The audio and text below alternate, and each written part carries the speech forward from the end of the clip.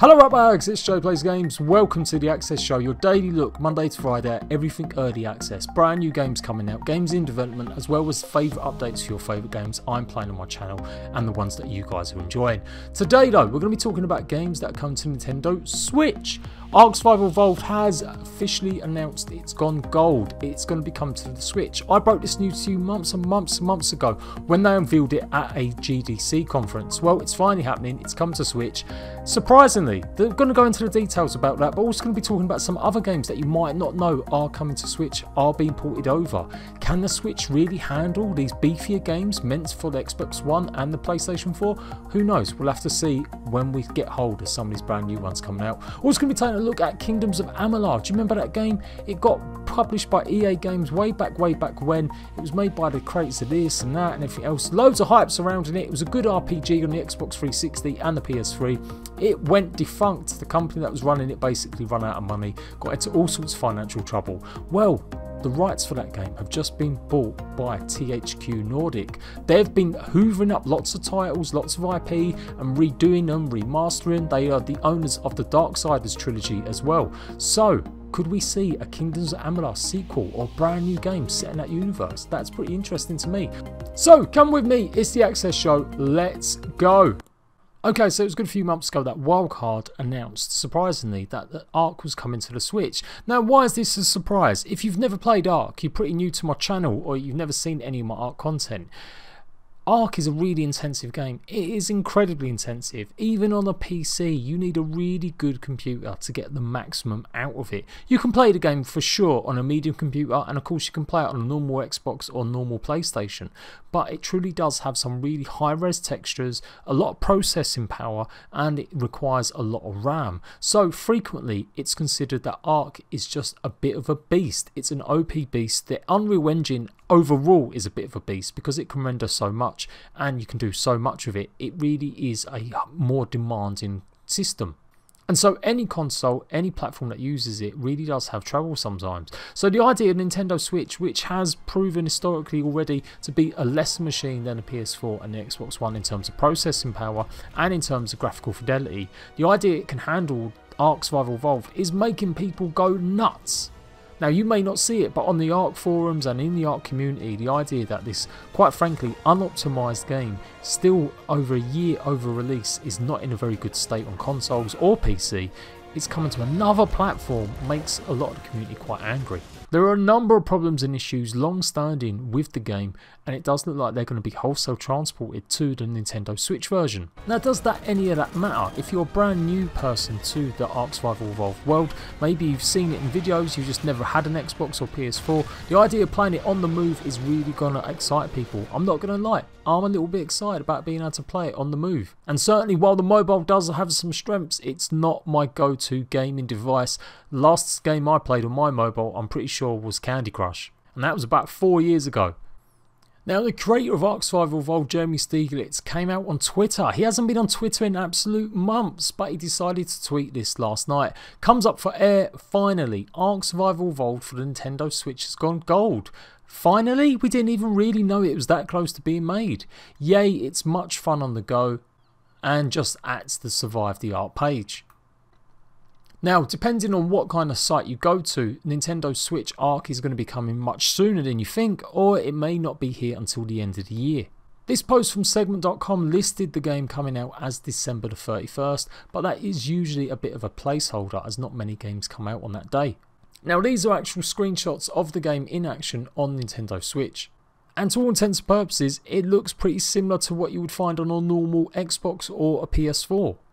It'd be really interesting to see how it all plays in with Nintendo Switch online capabilities, and if it takes off in the same way that PvP does on a much more kid-friendly, relaxed, casual style gamer with the Nintendo Switch gaming. Now, don't forget, these pictures do look just a little bit grainy. I'm sure that's just because they've been passed over, but maybe not. Maybe this is the actual game in itself. Nevertheless, Ark's dominance over all survival games lately has been phenomenal. If you don't know, it sold over 12 million copies across platforms. 1.5 million copies on Xbox One, not to mention a good 4 million on PlayStation 4, and another 6 million on the PC. So of course the Wildcard developers want to capitalise and get on all platforms and make more money and bring Ark to lots of gamers that would love to play around with dinosaurs. And for sure, a single player experience playing Ark, tailoring it how you want with settings and making it difficult or easy, can be a really filling challenge, and there's no doubt about it, Ark is an absolutely phenomenal game. But there is just still way too many problems with it, particularly online and particularly on official servers. So again, it'd be interesting to see how that pays off with Nintendo. Now, a more interesting site has listed that they'll be coming much sooner. In fact, it won't be long at all. The 1st of October, you'll get a chance to actually try the Nintendo Switch version of Ark. According to a Portuguese site, it's listed as the 1st of the 10th, 2018. And interestingly, PixArk is meant to be coming at the end of the month in October. Now, I'll save that PixArk for another video, because that one will probably be a bit of an angry one. Now, Abstraction Games are the people in charge of this port. They've done many ports. In fact, they did the PS4 port and they've done lots of games in the past, particularly indie games coming to the PlayStation 4 and the Xbox One. Now, according to the head of production, John Day at Abstraction Games, it really isn't that much of a deal. He admits that the Switch does not have the horsepower of a high-end or even a PS4. It's not actually particularly close to it. But they are an engineering company and they have extraordinarily smart people who do very technical things. One way they'll be doing it is reducing meshes on assets by making them procedural and dynamically scaling the resolution in intelligent ways and things like that. He was also asked if it's going to be the full featured Ark, and it is. He says he's unaware that any content won't be lacking or otherwise. It's pretty much the same game, just going to be on the Switch. Of course, obviously there's a big focus on using the Joy-Cons, and who knows, maybe there will be a touch of motion control. Now, when pressed about actual frame rates, he wouldn't commit to giving an official 720 at 30 or something along them lines. He basically outed another game and saying that they dipped below certain points and they're not really looking at it like that. They're looking at ways they can just get it on there and get the range parameters within there that seem to work depending on what the context is.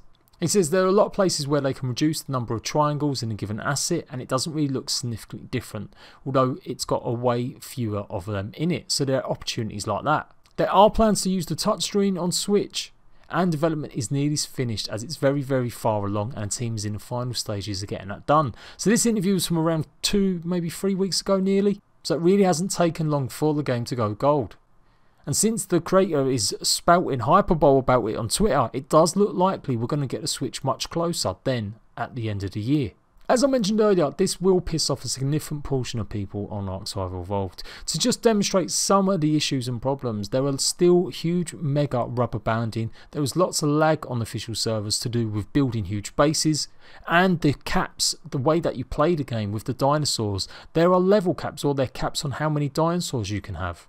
This frequently causes strain on servers and it causes a problem in just playing a game where people can't breed certain creatures because servers have become dumping grounds. Not to mention the more than toxic atmosphere of PvP. I think Ark has got its work cut out to succeed on Switch. It's definitely going to be something lots of people enjoy playing it in single player, but I really can't see it being much of a market online.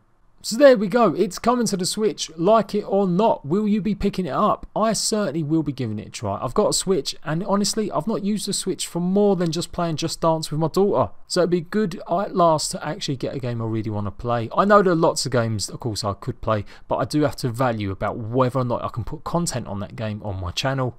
And with so many consoles that I own and the PC, I really am pressed for a lot of time. But you let me know how great it's going to be for you playing Ark on the go. But what about other games? Do you know about some of these that have been ported over? Well, of course, you know about the first person exclusives and some of the more historical games that have come to Switch very soon. But did you know Diablo 3 is also coming? Again, I told you guys about this a good few weeks ago now, but it is going to be released. Blizzard teased and said they were working on multiple projects to do with Diablo 3. And the Diablo series. Now many people took that to mean they could be possibly working on an MMO. It's been teased for a long time, but the first bit of news with that was that Diablo 3 is coming to Switch. This is a perfect style game I think for this. It's going to have exclusive items very much based on Legend of Zelda franchise, and one big change is that you won't have to complete the main campaign until you start the adventure mode. On the Nintendo Switch you will be able to start the adventure mode straight away. It's also going to have 2 pieces of DLC, paid DLC, that came with the original game on the Xbox One and the PS4, the Reaper of Souls and the Rise of the Necromancer. And I do believe, am I wrong in that it did come out on the Xbox 360 as well? You will be able to trade saves and play with other players, locally with your friends. And actually something I didn't cover when we was talking about Ark is crossplay.